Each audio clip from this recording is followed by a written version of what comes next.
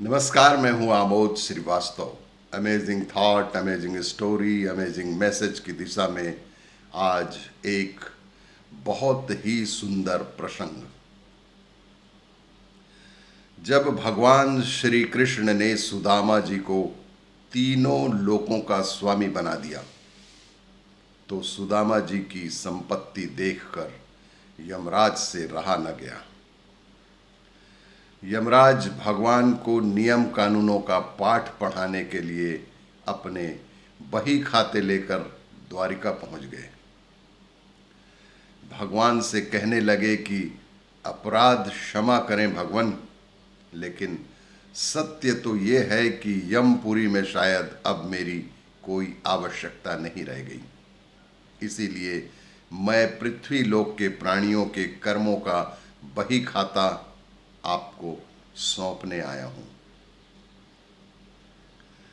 इस प्रकार यमराज ने सारे बही खाते भगवान के सामने रख दिए।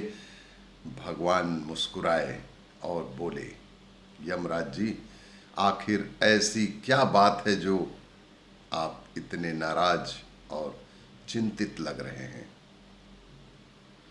यमराज कहने लगे, प्रभु, आपके क्षमा कर देने से अनेक पापी एक तो यमपुरी आते ही नहीं हैं, वे सीधे ही आपके धाम को चले जाते हैं, और फिर आपने अभी अभी सुदामा जी को तीनों लोक दान दे दिए हैं, सो अब हम कहाँ जाएं।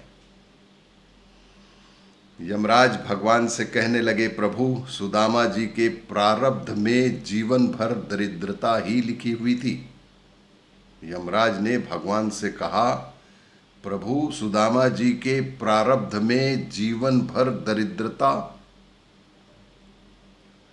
दरिद्रता ही लिखी हुई थी।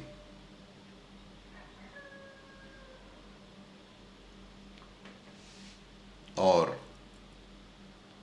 यमराज ने अपना बही खाता खोला तो सुदामा जी के भाग्य वाले स्थान पर देखा तो चकित ही रह गए।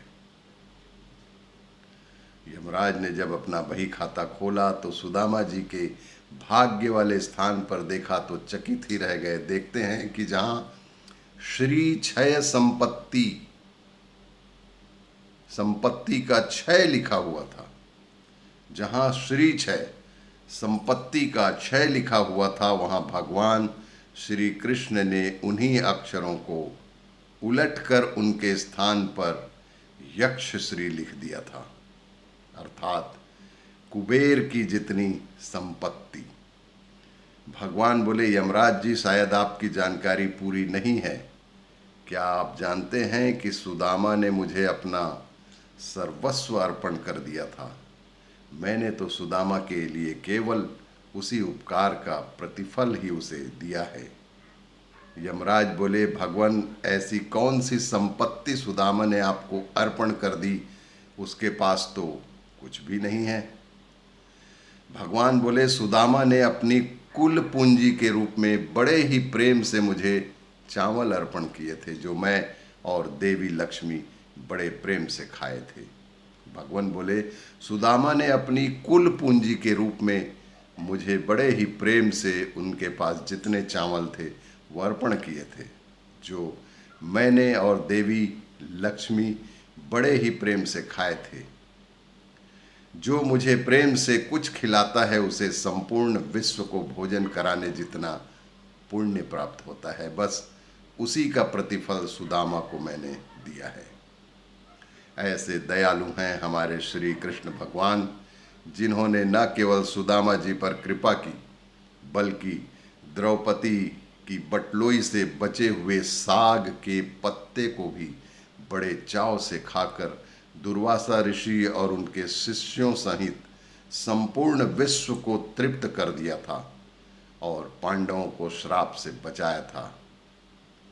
इसी तरह की जानकारियों के लिए देखते रहिए मेरा वीडियो। लाइक करें, शेयर करें और सब्सक्राइब अवश्य करें। धन्यवाद।